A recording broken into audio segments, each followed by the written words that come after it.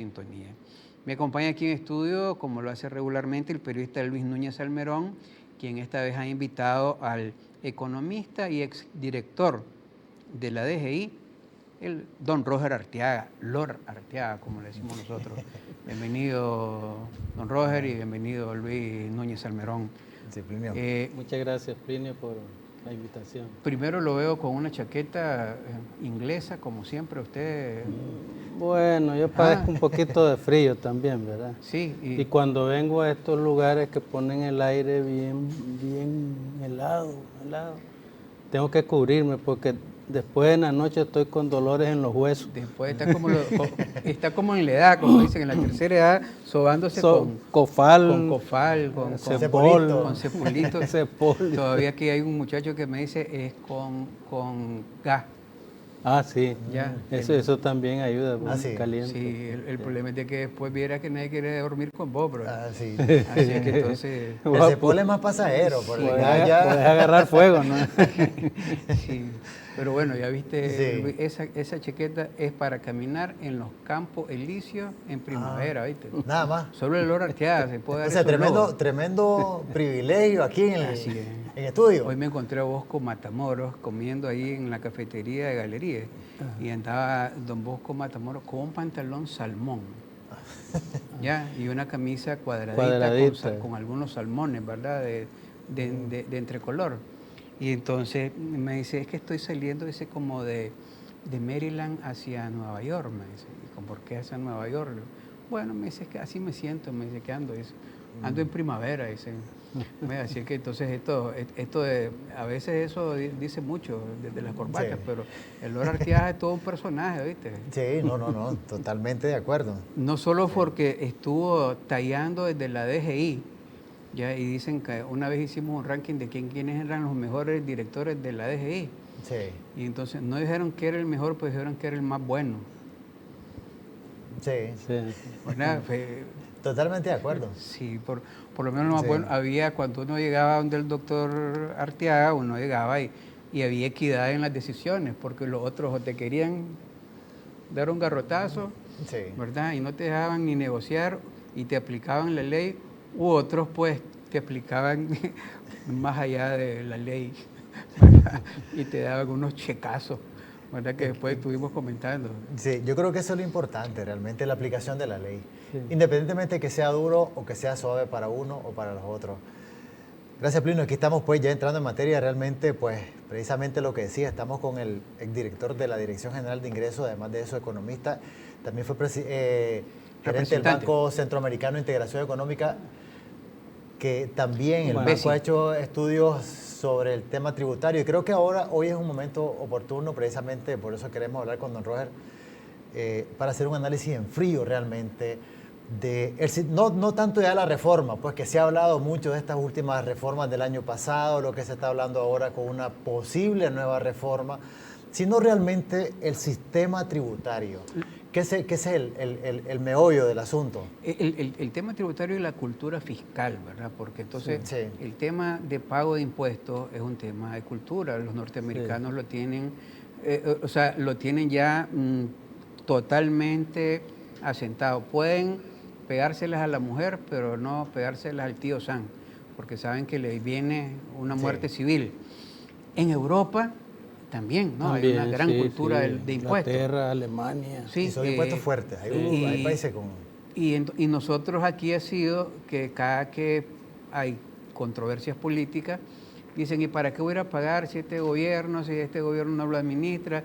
Y a todos los gobiernos se les ha dicho distintas cosas. Entonces uno lo primero que dice, vía la cultura fiscal, ¿verdad? La cultura de tributación, ¿verdad?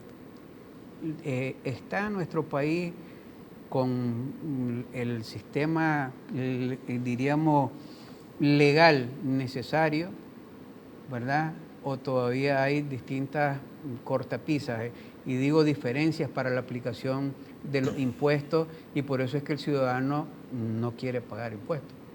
Sí, bueno, en primer lugar, Plinio, pagar impuestos, a nadie le gusta pagar impuestos, porque realmente es para mantener una administración de gobierno que es con tu dinero que se está haciendo. Pues esta es la segunda profesión más antigua de la humanidad. La primera es la prostitución y la segunda cobrar impuestos. O sea que esto también se vuelve como una especie de arte, y lo que mencionabas hace un momento de que yo tal vez había sido el más bueno, tal vez fue porque yo mantuve puertas abiertas, ¿no? La gente llegaba y que querían hablar conmigo y yo los atendía. Es decir, a María Elsa varias veces llegó y yo la atendía cada vez que quería platicar conmigo, pero eran puertas abiertas. Ese es un factor. El otro factor es cómo se usan tus impuestos, porque esto de los impuestos es un poquito como la banca, que vos agarrás tu dinero y por confianza lo llevas al banco y se lo entregás a una institución que vos no tenés nada con esa institución, pero tu confianza la pones en ellos y les entregás el dinero y ellos administran ese dinero. Igual es la administración tributaria. La gente llega y tributa, pero tributa con una intención, ¿verdad? Y es que eventualmente y al final esos impuestos que se pagan se les devuelva a la población a través de servicios, educación, salud y todo eso. Por eso cuando decís Estados Unidos y decís Europa, es decir, ahí las administraciones tributarias son férreas, ¿verdad? En su cobro, ¿verdad? Y en su fiscalización, pero es que a la vez están retribuyendo y devolviéndole al pueblo todo lo que se paga con sus impuestos. En España, yo estuve varias veces en reuniones con el sistema tributario de España, con el personal del sistema tributario, y ellos incluso hacen las declaraciones, ellos preparan las declaraciones y te las mandan a dejar a tu casa. Vos recibís la declaración, si tenés alguna objeción, vos vas a la administración y pedís que te expliquen o argumentás si acaso hay algo que te están cobrando de más. Si no, vos la ves y decís, está correcto, y ya con solo que lo firmé y la mandé por correo, ya hiciste tu declaración.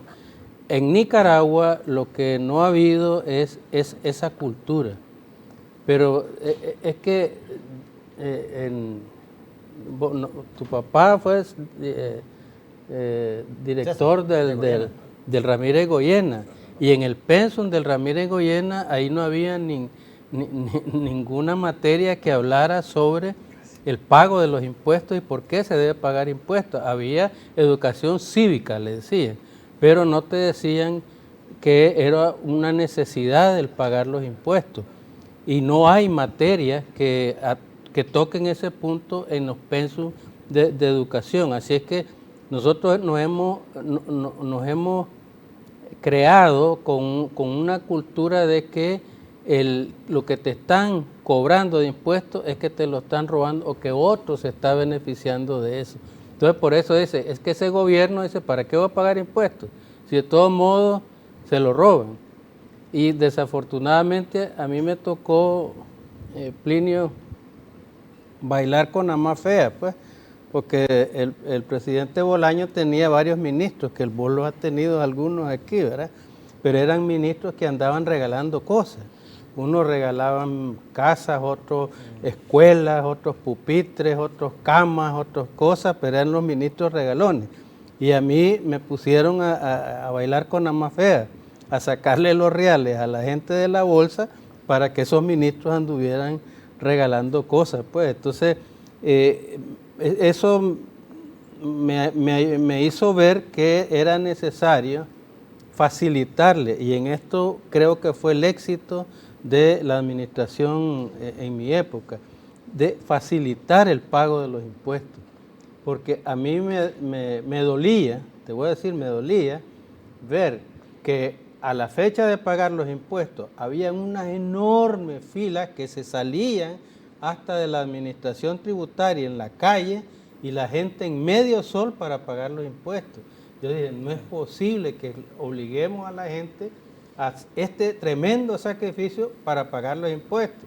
Entonces firmamos convenios con los bancos y vos viste que... Para que ellos recaudaran. Para que en vez de tener 21 administración tributaria, tuviéramos 3.500 administraciones tributarias, ventanillas, donde la persona podía llegar con aire acondicionado al lugar más cerca de donde vivía, pagar sus impuestos, hacer su declaración y a la vez que le emitieran su constancia de pago y su solvencia.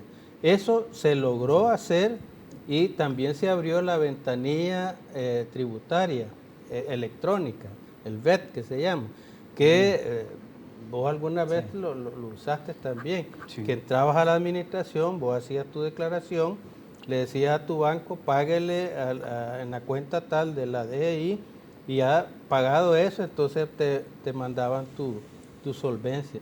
Pero esas eran facilidades, pues eso es uno. Y lo otro que yo era bueno, te voy a contar una historia. Yo recibí a uno de los empresarios más grandes de Nicaragua, que llegó a explicarme que habían montado un nuevo sistema electrónico de contabilidad y que sin mala intención el sistema no había hecho bien el cálculo de los impuestos que se debían de pagar. Y yo no lo sabía, pero ellos llegaron a decirme, mire, aquí venimos, ¿y qué tenemos que hacer? Le digo, simplemente corregirlo, y el hecho de haber venido y declarado de que había un error, eso es un atenuante para no caerles encima y clavarlos. Pues entonces la gente llegaba y uno se convierte hasta como en un confesor. Claro, Linio, porque yo ahí llegó me los pagué, mucha gente. Mire, tuve que comprar me robó el contador. O el contador, o la familia, dice, ves que yo le decía a la familia que pagara y no, y entonces... sí, y eso, muchos me llegaban, que se murió mi abuelita. Bueno, ¿cuántas veces la han matado? El contador me robó, ya lo denunciaste. Enseñame la denuncia en la policía de que lo pusiste ahí, y me enseñaban la denuncia, ¿cierto? Entonces sí, le robaron, pues. Entonces había que ver cómo corregirlo, hacer un arreglo de pago, pues. Pero uno se vuelve en esos casos como un confesor, porque te llegan a contar todo tipo de problemas. Eso es uno. Y lo otro que me tocó, Plinio, es que el anterior lo tuvieron que echar preso. Llegué yo, tuve los 5 años, me fui de ahí, me dio mi finiquito la Contraloría General de la República. Y después lo llamaron. Y el que siguió, pues, dicen que está en Canadá, pues no sé, pero dicen que se fue con un montón de dinero, pues. Pero como te digo, pues, es que es fácil hacer cosas indebidas cuando hay abundancia de dinero, y ahí es donde se prueba si realmente sos o no sos honrado, porque el día que yo me retiré de la DGI, el embajador de Japón me había regalado un reloj que ellos anduvieron regalando, que decía DGI, y me lo dio a mí personalmente, el reloj, pero la batería la había comprado la DGI. Entonces cuando me retiré, le quité la batería y al señor Walter Porras le dije, mire, aquí le dejo esta batería. Porque esta batería la compraron aquí. Este reloj me lo regaló el embajador. No va a ser. Así que me lo llevo. Entonces lo anotaron en el finiquito, anotaron. Se llevó un reloj de mesa que le regaló el embajador de Japón.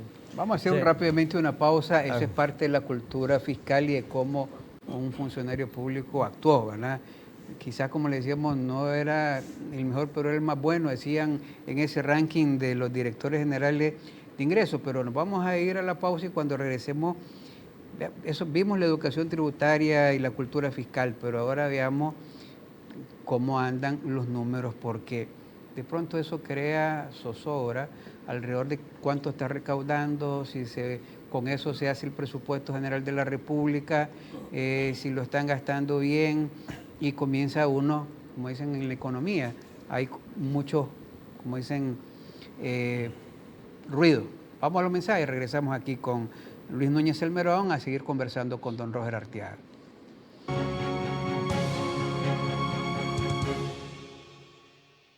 La noticia no es opinión, son los hechos reales que nos afectan a todos. Somos un medio independiente que presenta la noticia de forma objetiva.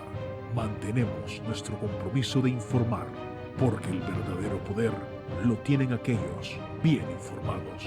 CDNN Canal 23. Aquí estamos. Seguimos informando. En Banco Lafice Bancentro desarrollamos soluciones financieras para quienes trabajan día a día, aportando al crecimiento de Nicaragua. Ofrecemos créditos agropecuarios para impulsar la producción, una amplia y moderna red de cajeros automáticos para realizar retiros o depósitos en efectivo, alianzas con remesadoras a nivel mundial y una red de sucursales a nivel nacional para retirar sus envíos de dinero, y una herramienta para planificar el ahorro con el Plan Ahorro Programado. Soluciones financieras ideales para impulsar el desarrollo. Banco Lafice Bancentro, excelencia financiera a nivel mundial.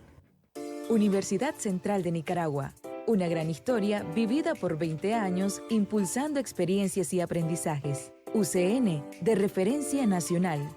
UCN lidera y edifica calidad de vida ecoambiental. Promueve cultura y deporte. Con tecnología moderna aporta al desarrollo del profesional. En UCN, el conocimiento, aprendizaje y la experiencia van de la mano. 20 años innovando y pensando en tu futuro. Universidad Central de Nicaragua. Está sintonizando programación informativa las 24 horas del día.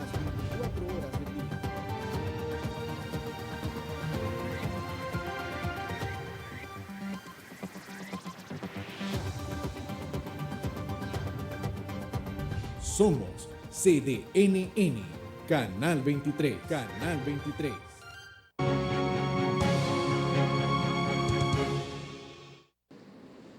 Continuamente su programa de entrevista conversando junto a Luis Núñez Salmerón, en periodista económico, con el economista y exdirector de la DGI, Roger Arteaga, para hacer un poco de análisis sobre el sistema tributario en Nicaragua. La pregunta se la dejo a Luis Núñez Salmerón. Gracias, Plinio. Creo que precisamente esto, bueno, hemos visto cómo un poco de la historia realmente cómo ha sido, pero veamos ahora el sistema.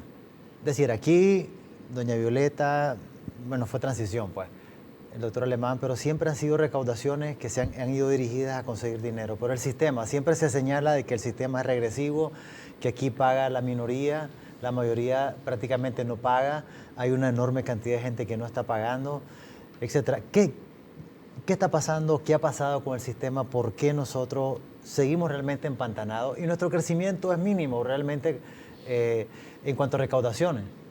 Bueno, eso se debe básicamente a la estructura de los impuestos. Hay que ver, en términos globales, ¿verdad? Un país vive de su presupuesto, ¿verdad?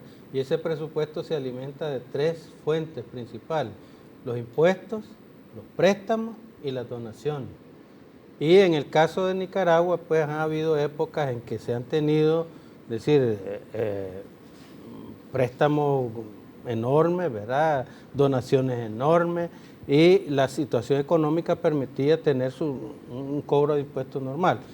Dentro de los impuestos, entonces, la estructura, Luis, y a eso se debe de que el sistema no es progresivo, sino que es regresivo. Y es que el grueso de los impuestos vienen de la mayoría de la población. Y una minoría, es decir, muy pequeña, es la que se encarga, por ejemplo, el IVA. El IVA lo pagamos todos, los pobres y los ricos. Y la Coca-Cola que se bebe el millonario más grande de Nicaragua, el millonario paga el mismo impuesto que paga el de la pulpería del barrio más pobre de Nicaragua. Eso no ayuda a que sea equitativo y justo. El IR, que es el otro impuesto, Impuesto sobre la es renta. el impuesto sobre la renta, ese sí tiene su escala, pues entonces el que gana más, es decir, paga más, y el que gana menos, paga menos. Sin embargo, esa progresividad no es lo suficiente porque aquí viene de nuevo cómo administrar la tributación. La gente que tiene poder en Nicaragua puede evadir más fácil los impuestos, pero Evadir el IR. Evadir el IR, Ajá, correcto, el IR, el exactamente. IR, pero tus trabajadores y todos no pueden evadirlo porque vos como empleador del salario se lo quitas, o sea, ahí nadie se escapa, pues, porque el que lo pelan antes de entregarle su... Solo el seguro, nada más. El seguro, sí, es aparte. deducible. Pero el impuesto te lo cobra. En cambio, hay gente de capitales grandes, pues, que pueden darse el lujo, como nadie se los está quitando, entonces ellos pueden utilizar o escudos fiscales o irse por la izquierda y hacer evasiones, pues, y eso, hay casos, se han visto casos aquí en Nicaragua, pues, de gente que todavía le quedaron debiendo al fisco, pues. Y el otro impuesto, que es el de los licores, pues, y las bebidas y todo eso, bueno, eso... La industria fiscal. El que más bebe paga más. Eso sirve, esa industria fiscal, porque algunos decían, y vamos a hablar sobre la cultura porque después nos vamos a meter a lo de hoy por hoy. Es decir, ¿por qué si a todos le ponen un impuesto, ya está, uno ya pagó y pagó su impuesto y nadie lo siente, ¿verdad? Sí. Porque el tema de que hasta cuando uno llega a un restaurante, ¿verdad? Entonces al McDonald's dice, no sé qué, 15, más el 15%. Entonces uno ya está sintiendo que está pagando más. Claro. Pero uno se va a comprar a otros países y le dicen 10 pesos y ahí deducen todo. Sí. Uno no lo siente. Aquí como te lo ponen, ¿a qué se debe que lo ponen en la factura y no es un cálculo distinto que podrían hacer los sistemas tributarios? Eso es decir, en primero es para poder llevar control de los establecimientos, porque si el establecimiento envuelve el impuesto, puede hasta prestarse. Nadie quiere decir su costo de producción. No, entonces, no dice su costo de producción y cobras lo que querés, pero al fisco le pagás lo que corresponde como ley. Pero ¿quién dice que no te pueden cobrar el 20% de impuestos y no el 15%? Si lo envolvés no se van a dar cuenta. Por eso es que se le dice, ¿cuánto vale su producto? Vale tanto. Más el impuesto, eso es lo que le tienen que entregar a la administración tributaria.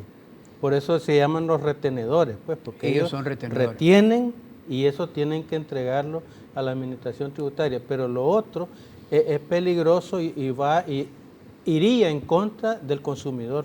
Porque ¿cómo sabes vos si la hamburguesa que te compraste vale 80 córdobas? Pues no sabes si te lo ponen, si te dice vale 150, Pero usted mismo lo decía, y sigo hablando del tema de cultura fiscal y educación tributaria.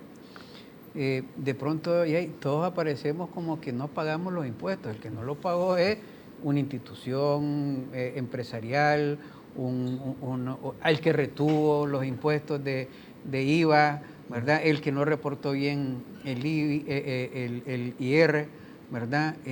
Pero no son todos los ciudadanos, porque aquí hay el 90% de los ciudadanos que no, solo saben cuando le dan la factura, la puchica, ¿para qué vine a este restaurante que cobran impuestos? Me hubiera ido a un cuota fija, dice, ¿verdad? Y entonces ahí dice, el famoso cuento, con factura o sin factura, ¿verdad? Entonces decía, el tema, uno cree que se lo está ahorrando y después de alguna manera se le meten el valor, porque aquel despolace. Hay formas en que se pueda modernizar esa recaudación de impuestos sin necesidad de estar viendo delincuentes a todos los que puedan estar reteniendo o pagando los impuestos. Sí, eso lo único que puede evitarlo es la fiscalización, que es algo que muy poco se estaba dando en Nicaragua, porque de nuevo, tuvimos que hacer unos cambios profundos para que la gente se dedicara a fiscalizar y no a estar haciendo funciones de banco, porque esas administraciones tributarias eran ventanillas para recibir un dinero que perfectamente se podía pagar en un banco. Y esos que están en las ventanillas vayan a fiscalizar, vayan a buscar gente que no esté pagando impuestos para que paguen impuestos, vayan a fiscalizar a la gente que está declarando menos impuestos del que debe de pagar. Eso se llama fiscalización, y en eso fue que nos concentramos nosotros para poder meternos en el mercado oriental. No sé si recordás que en el mercado oriental había una cantidad de gente que ni eran cuota fija, esos ni si eran tan informales que esos no pagaban ni cuota fija, pues. Entonces tuvimos que hacer alianzas, y eso hay que agradecerle a algunos dirigentes que todavía están ahí, hacer alianzas con esos dirigentes para que hicieran conciencia entre los ciudadanos, porque les hacían ver que no era justo que uno estuvieran pagando impuestos y otros no estuvieran pagando impuestos. Entonces, que nos dijeran quiénes no pagaban impuestos. Entonces, a eso fuimos fiscalizando y con eso logramos aumentar la base de contribuyentes, que meterse en el mercado oriental no era fácil y no lo pudimos hacer solos. Tuvimos que ir con los dirigentes de las agrupaciones para que ellos nos ayudaran a poder integrar a toda esa gente que estaba de manera ilegal, informal, para que por lo menos pasaran a ser cuota fija. Y eso que decís vos en los restaurantes, que le preguntaban, ¿cómo la quiere? ¿Con factura o sin factura? Porque saben que sin factura no le cobran el impuesto y nadie puede agarrar la evidencia de si cobraron o no cobraron el IVA. Tuvimos que hacer unas cosas hasta chistosas, Plinio y Luis. Fue que mandamos unos fiscalizadores a los moteles para que entraran, y iban en pareja. Unos iban varón con varón, otros mujer con mujer, otros iban mujer con varón. Y entonces dentro de ahí, entonces pedían la cuenta. Entonces cuando recibían la factura, si no cobraban el IVA inmediatamente, ese ya lo reportaban. Y ese motel, pues, hasta eso tuvimos que llegar para poder... Son grandes generadores de negocios, ¿verdad? Sí. No, aquí dice, hay que poner un motel, dice ahora. Sí. Vender pollo, poner moteles, decía, porque yo le decía a un amigo Moraga, ¿verdad? Que le decía, ¿cómo está? ¿Cómo te entiendo en el negocio? La gente siempre se quiere, se ama. Siempre hay amor en el ambiente. Siempre hay amor en el ambiente. Vamos a hacer la otra pausa y cuando regresemos ya nos metemos a ver, ya como economista, no como especialista tributario, en el tema de cómo anda la tributación en Nicaragua actualmente. Vamos a los mensajes.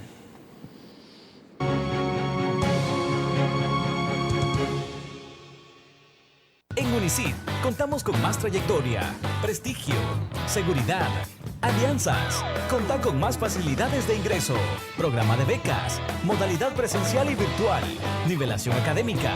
Contá con calidad y tradición. Contá con Unicid. Matrículas abiertas. Que la compra de tu repuesto automotriz no te fatiguen por la incomodidad y la falta de seguridad. En la tienda de repuesto automotriz Fenicotaxi RL en la ciudad de León te ofertamos un amplio stock de repuestos de las mejores marcas a excelentes precios, buen confort y área de parqueo. Visítanos. En el reparto venceremos de la entrada principal 2 cuadras hacia arriba o llámanos al teléfono 2315-0002 porque comprar en Fenicotaxi es algo más que comprar. Desde cualquier lugar del país puede comprar y pagar en línea desde su celular, tablet o computadora. Haga clic al link de cobro enviado por el comercio, introduce sus datos y medio de pago y listo, sin hacer fila, movilizarse o perder tiempo. Payphone, fácil, rápido y seguro. Banpro, Grupo Promérica. Está sintonizando programación informativa las 24 horas del día.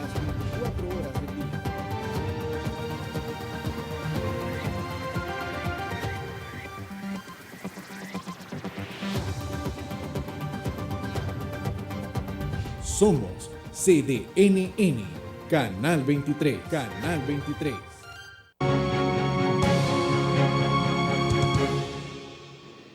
Continuamos su programa de entrevista conversando junto a Luis Núñez Salmerón, periodista económico, con don Roger Arteaga, en su calidad ahora de economista y además especialista en temas tributarios.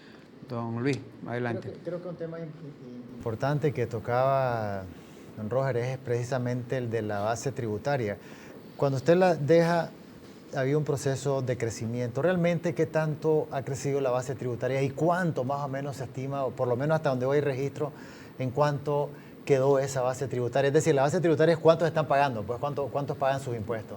Sí, bueno, el hecho de haber penetrado en ciertos lugares y reestructurado la administración nos permitió llegar a contribuyentes que no estaban declarando lo correcto, pues entonces lo que hacíamos era darles como un servicio, visitarlos, apoyarles, ayudarles para que declararan lo correcto, eso es uno, y lo otro, buscar a los que no estaban pagando. En Nicaragua llegamos en algún momento hasta una recaudación que correspondía casi al 17% del Producto Interno Bruto, que en los otros países, en algunos, era 21%, en nosotros cuando arrancamos era como el 13%, después 14% y llegamos hasta el 17% del Producto Interno Bruto recaudado. Y algo curioso y que lo notaron los del Fondo Monetario Internacional, que debo reconocerlo de que el Fondo Monetario con la administración tributaria de Nicaragua, en esa administración del 2002 al 2007, el fondo venía aquí a Nicaragua y te traía y aún te da una listita de cosas para que las hagas. Y después te vienen a visitar por el artículo 4 a revisar si cumpliste con todo eso. En la administración nuestra ocurrió algo diferente. El fondo puso una persona permanente todos los días de trabajo por 2 años. Y esa persona, con la ayuda de esta persona, logramos hacer, decir, tan cosas buenas como tener el primer código tributario en Nicaragua. No había. En América Latina, el único país que no tenía código tributario era Nicaragua. Y esa gente nos ayudó y logramos llevar la propuesta a la Asamblea Nacional. En la Asamblea se discutió el código y se aprobó ahí, ¿verdad? 1. 2. Aquí había una evasión enorme, una fuga de dinero de los juegos de azar. No saben, un casino, vos llegabas a un casino y compraba $10,000 en ficha y entregaba los $10,000 que podían ser del narcotráfico o del lavado de dinero y después te dabas una vueltecita en el casino, te tomabas un whisky y después llegabas a la ventanilla y le decías, quiero que me cambie esta ficha que me la gané en el casino. Como no había contrachequeo ahí, entonces te daban un cheque y con ese cheque te ibas al banco y lo depositabas ahí. ¿Y de dónde viene ese dinero? Me lo dio este casino, me lo gané ahí. Y habían lavado así, limpiamente, campantemente habían lavado dinero en una transacción, en una noche, cantidades enormes. Entonces, el Departamento del Tesoro de los Estados Unidos nos facilitaron 3 expertos que tenían, casi todos tenían 30 años de haber trabajado en los juegos de azares en los Estados Unidos, en Las Vegas. Vinieron, entrenaron a 12 personas del personal nuestro y incluso lo llevaron hasta Las Vegas y les enseñaron cómo se debía de controlar los juegos de azar. Toda esa gente vino preparada y elaboramos la ley que está vigente todavía, esa ley de juegos de azar. También nos ayudaron a preparar algo que nos tenía preocupadísimos y es los precios de transferencia. Aquí hay muchas multinacionales que tienen sucursales en diferentes países. Y entonces si se compran entre ellos, se venden entre ellos, y donde se paga menos impuestos, ahí dejan la ganancia. Donde se paga menos, en el país donde se paga menos impuestos, esa empresa es la que gana. Y donde se paga más impuestos, ahí las empresas pierden. Por eso es que a mí me tomó tiempo en descubrir cómo hacer para que llegaban las empresas y me decían, estoy perdiendo. Pero ¿cómo vas a perder? Si hubieras perdido 4 años, yo hubiera cerrado esta empresa. No, pero es que no gano, no tengo ganancias, entonces por eso no pago impuestos. Entonces fue que establecimos el pago mínimo. El 1%. Es decir, no me importa si ganaste o no ganaste, pero tenés activos de tanto, entonces vas a pagar 1% por eso. Pues. Y eso era equivalente más o menos a lo que le correspondía pagar si tuviera las ganancias que se esperaban en un negocio así. ¿Ninguna empresa quebró en ese? Por eso ninguna. Y al final, bueno, hasta algunos bancos estaban haciendo sus escudos fiscales porque dentro de sus activos tenían los bonos de indemnización, que si ustedes recuerdan, sí. Los BPI, eso no se pagaban impuestos por las ganancias de esos BPI. Entonces ellos hacían su contabilidad. Y curiosamente yo estaba en el BESIE y en el BESIE como fondeábamos a los bancos para que prestaran a sus clientes, entonces me llevaban unos estados financieros bellísimos. Ganancias, ¿verdad? Buenísimo. Llego a la DGI y veo a los mismos bancos perdiendo. Entonces no le digo, esto está malo, allá me decía que ganaba y aquí me decía que perdía. Para halagarme, que trasladara mi capital, dice, entonces ganaban. Ya llegamos a la conclusión que era eso, pues que eran los BPI, que esos estaban exentos del pago de impuestos. Entonces, pero les dijimos, mire, esto no es justo, hay que pagar algo porque hay que ejecutar un presupuesto. Entonces llegamos a un acuerdo y se estableció de nuevo un mecanismo que me ayudaron a inventarlo los del Fondo Monetario y del Departamento del Tesoro, de que se pagara, decir, por la cantidad de depósitos del año anterior, se pagara, comenzamos con el 2%, después llegamos hasta el 6%. Del total de depósitos del periodo anterior, iban a pagar un 12avo. Entonces, de esa manera, los bancos comenzaron a contribuir y a pagar para ejecutar el presupuesto, que al final, como te digo, se le iba devolviendo a la gente en servicios. Pues. Eso es lo que logramos hacer en eso. Ahora, ¿por qué lo de las reformas? Que viendo el punto que mencionaba. ¿Por qué reforma? Yo digo que si se va a revisar las reformas que se hizo en febrero del 2018 y para corregir anomalía, está bien, eso yo lo veo bien. La reforma no hay que satanizarla, las reformas son buenas, porque no puedes dejar un sistema fijo por demasiado tiempo, tenés que estar haciendo ajustes de acuerdo al comportamiento económico, a los acontecimientos, a todo lo que ocurre en la globalización, entonces tenés que hacer reformas.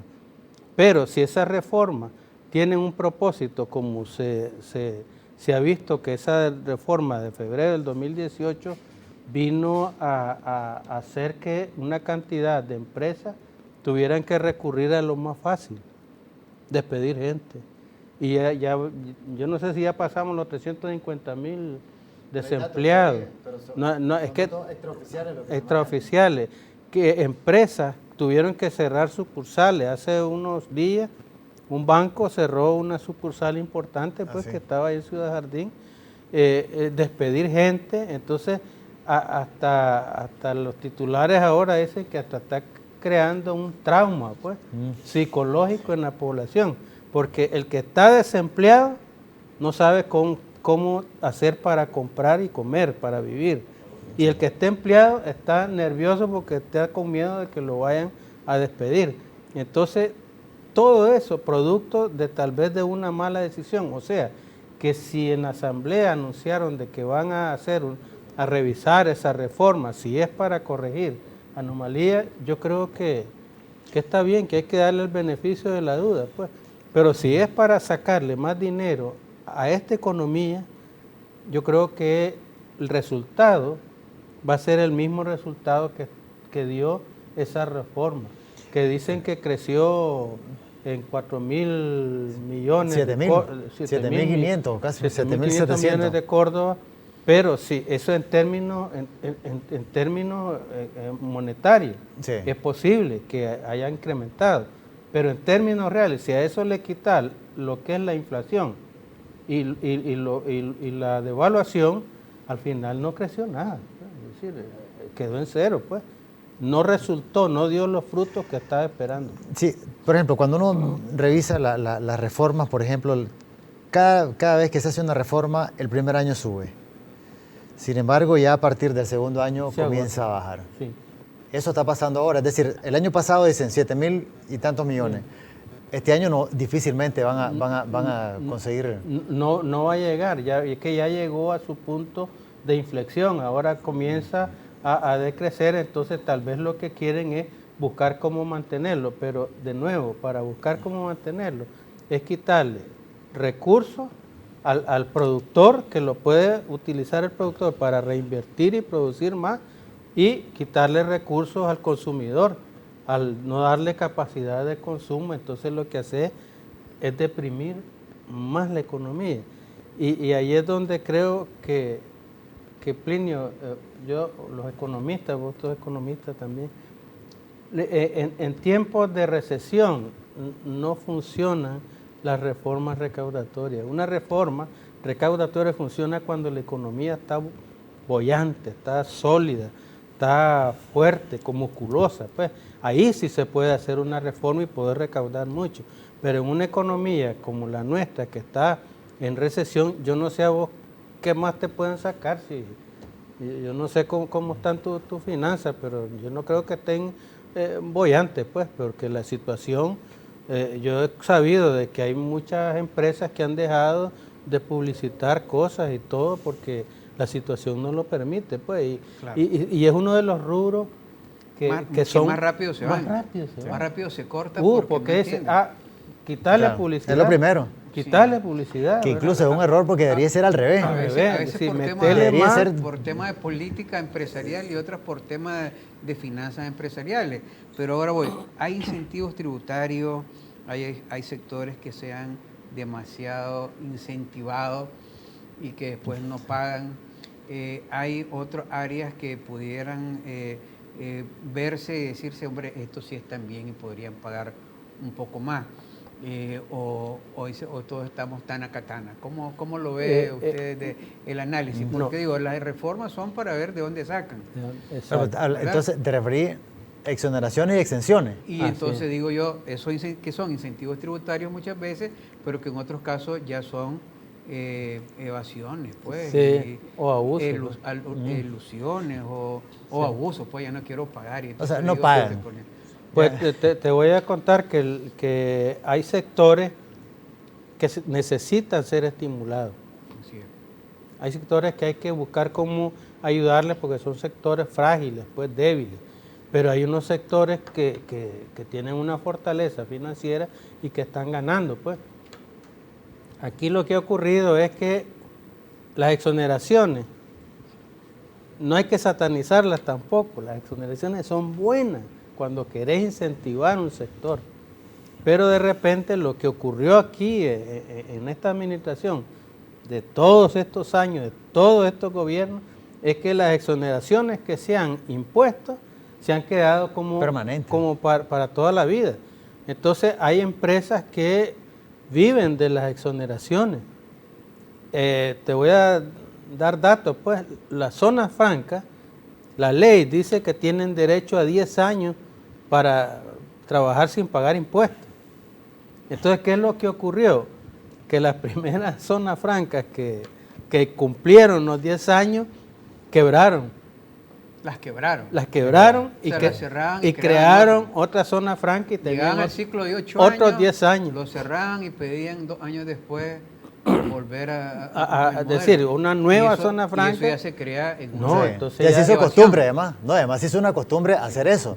Sí. Cerrar y volver a abrir con otra figura. Con otra figura. Cerrar la empresa anterior, ya quebraste, y volvés a abrir. Y la ley te dice pues que si... Mejor que deberían de cobrarle un peso, como dicen. Pues. Tienen derecho pues a la... Pero es curioso, digo, eso cuando viene este gobierno se habló de una ley para regular eso. Sí. Pero eso no prosperó. Incluso lo que se hizo fue más bien renovar la ley que ya estaba. Pero la ley quedó y se hizo un proyecto incluso de... Sí, hubo una propuesta que no prosperó ahí. Pero es que de nuevo, las exoneraciones hay que revisarlas. Porque allí hay, como te digo, primero abuso en el tiempo y segundo que nosotros también intentamos en la reforma de la ley de equidad fiscal que hicimos una reforma, hablamos de quitar las exoneraciones, de revisar las exoneraciones y los primeros que se opusieron fueron unos empresarios que tenían exoneraciones para explotar bosques y todo y después preguntamos ¿quiénes son esos empresarios? Y nos salieron una gente pues de intocable pues. Y se opusieron y no nos dejaron revisarlo pues. Pero sí creo que hay que revisarlo porque no es justo. Es decir, que estén beneficiándose de algo que fue para incentivarlo. Es decir, como a un niño tenés que cuidarlo, alimentarlo y todo, pero ya cuando aprende a caminar, va a la escuela y se hace jovencito, se hace hombre, hay que quitarle todo y no estarle dando leche. Todavía dice su mesada. Sí. Nunca, 50 años de comenzada. Pues, aunque ahora la ley de seguridad social dice que, bueno, y la ley de protección a la familia y a la niñez, que mañana si usted está sin empleo, su hijo mayor tiene que mantener el código de la familia. El código de la familia. Sí. En China y en Japón están obligados a pasarle dinero a los padres. A los padres. Sí. Aquí yo no sé cuáles, pues, pero bueno, vamos a ver si el mío, como dice alguien. Finalmente, pues, porque estamos, la pregunta final es, don Luis, para allá. Estos son, lo que antes era, estas exoneraciones son prácticamente, son subsidios. Permanentes. Son subsidios permanentes. A la luz de todos los tratados internacionales, esto también la OMC, por ejemplo, debería... Claro, nosotros somos una economía pequeña, pues, pero si Estados Unidos lo hace, obviamente que esto sería un tremendo escándalo. Pero, ¿qué tanto la relación costo-beneficio de esta, han funcionado realmente esto? Desde el punto de vista de, tenemos una economía por lo menos más competitiva, tenemos más competitividad, tenemos más productividad, o sea, ¿han servido esto? Estamos hablando de más de 20 y tantos años de subsidio. Sí, fíjate que hay casi 30 años. Hay sectores que, como te digo, que necesitaban ese estímulo para poder crecer. Y uno de ellos fue el turismo. Yo no sé si ustedes notaron que Nicaragua de repente habían, ya en Costa Rica ya estaba saturado. Sí. Y preocupados porque se estaban viniendo para acá. Porque se venían para acá y hasta los barcos entraban y lo anunciaban los ticos. Paseo por el río San Juan, ¿verdad? Turismo en Costa Rica, paseo por el río San Juan. O sea, los hacían paquetes, hacían paquetes y todo, y se metían. Pues. Entonces se buscó cómo incentivar ese sector y eso ayudó mucho. El turismo aquí tuvo un crecimiento bien sí funcionaron, en el turismo funcionó. Y ahora, desafortunadamente, con la crisis de abril de 2018, los primeros afectados fue el turismo, los hoteles, restaurantes, rentacar y la gente que atiende turistas, pues esos fueron los primeros afectados. Entonces, de nuevo, hay que ver cómo incentivar ese sector, que es un buen sector y que de mucho crecimiento, y no quitarle, porque con esta reforma cerraron un montón de negocios. Yeah. Sí, yo creo que es interesante. Y uno de los temas pues, que siempre va a estar en el tapete realmente es necesario ya revisar este sistema. Sí. Es necesario. Sí. Pero a profundidad y a conciencia y sin mala intención. Hay muchos contrapesos en esto. Hay gente que se opone, hay empresas y personas que se oponen porque van a salir afectados. Como te digo, nosotros intentamos, pero de repente nos salieron señores vestidos diferente a los civiles, pues, diferente a los civiles que ya estaban invirtiendo en esos temas. Sí. Y entonces les dicen, oye, cuidado, eso no. No, aquí no tocan, pues no tocan. Pero se me quedó en el aire. ¿Cuánto llegaremos a un 40% de gente que está pagando impuestos? En este momento, pues... Vamos antes del 2017. Antes pues digamos el 2017, digamos 60, más o menos... Un 60%, un 70%. ¿De base tributaria? Sí, estaba pagando impuestos. Lo que sucedió es que la crisis botó. Claro, 2018 ya es totalmente diferente, claro. Cambió todo eso, pues. Pero sí había gente que estaba pagando impuestos. Entonces sí se puede, podemos. Claro, se puede. Y lo de las exoneraciones, como te digo, eso hay que entrarle, en algún momento habrá que entrarle. Hablamos antes del programa de las exoneraciones para yates, aviones, ¿no? De cosas que era para turismo, no sé, para pasear a los turistas. ¿Cómo es? Periodismo turístico. Y no era eso. Claro, hay que ser más transparente en cuanto a esto, porque ahí es donde yo decía, y tiene que ver con la cultura fiscal y la educación tributaria, que de pronto a todo empresario se le ve como que no paga. ¿Verdad? Si lo ven muy bien, entonces dicen que no paga mucho, ¿verdad? Y entonces... Y de pronto el que está pagando se siente con más derecho que el que no ha podido pagar. Entonces la autoridad tributaria de pronto viene a decir, no, usted está robando los reales, pero no necesariamente tampoco eso. Hay que revisar esos modelos de cómo lo van a recaudar. Porque uno aportó. Sí.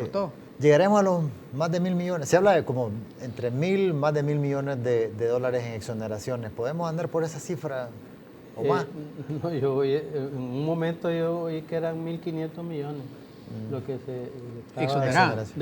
Que si entraran a la arca podríamos hacer 5 puentes de nivel. Porque es sostenible además, o sea, no es que entraron solo un año, son siempre. Te libera, podés incluso hasta darte el lujo de decir, ok, el IVA, que el IVA es un impuesto grosero, porque te digo, el mismo IVA paga un millonario que el de la pulpería del barrio más pobre. Pero el IVA podría pasarse del 15 al 10% y eso le daría una holgura al consumidor, podría consumir un poco más y eso reactivaría la economía. Pues sí, esto es cuestión de que darle al empresario las herramientas y darle al consumidor por eso es que yo veía que había locuras cuando algunos circularon ahí un documento, ¿verdad? Donde decían, y vamos a subir del 15 al 21, decían, a ver, si es un poco exagerado, pues. O sea, que también se está haciendo con mala intención de cara al conflicto sociopolítico. Entonces, en ese tema, como decía, juguemos con todo, menos con la limón, así era. Sí. Pero hay un gran error ahí, que ninguna autoridad de gobierno formalmente dijo, miren, eso es una mentira, una locura, porque realmente tenía muchas barbaridades, como decían, técnica locura de técnica jurídica. Pues. Parecía que lo habían hecho los hermanos Báez jugando en Costa Rica a un tipo de tributación alocada, con escudo, como monopolio. Con el otro. Sí. Pero lo que me alarmó fue que ninguna autoridad dijo, miren, eso es una enorme mentira, tiene un montón de locura. Nadie dijo nada. Creo que eso es un error grave de comunicación. No lo negaron. Exacto. Y de ahí surgió pues todas las especulaciones de que lo tiraron a ver qué reacción había. Si hay rechazo, dicen que o lo quitan. Y si no hay rechazo, te lo clavan. Pero con alguien que dijera, por ejemplo, Ovidio o Acosta, que hubieran dicho, pues eso no es locurita, no lo andan haciendo. Ya creo que es suficiente. Pues suficiente, hubiera aclarado mucho. Y lo otro que navegamos, eso quiero mencionarlo aquí. Aquí navegamos sin radar, porque no hay estadísticas que ayuden a los empresarios a tomar decisiones empresariales. Sí, la publicación de la cifra, de las fuentes informativas. Es importante, es muy importante porque eso es lo que te ayuda a tomar decisiones, es decir, voy a hacer esto porque estoy en esta situación, no voy a hacer esto porque pero te ayuda a tomar decisiones, pero si no sabes ni siquiera lo que está pasando, ni cifras exactas de lo que está ocurriendo en la economía, entonces estás como sin radar. Pues. Es que les está pasando lo que me contó usted ahora, de que cuando lo invitaban a comprar acciones en un banco, le decía que el banco estaba bien y cuando usted llegó a la DGI y ahí dice que no. Los dos libros, Entonces dice dos libros. La doble contabilidad. Y entonces eso hay que tratar de que todo el mundo, pues.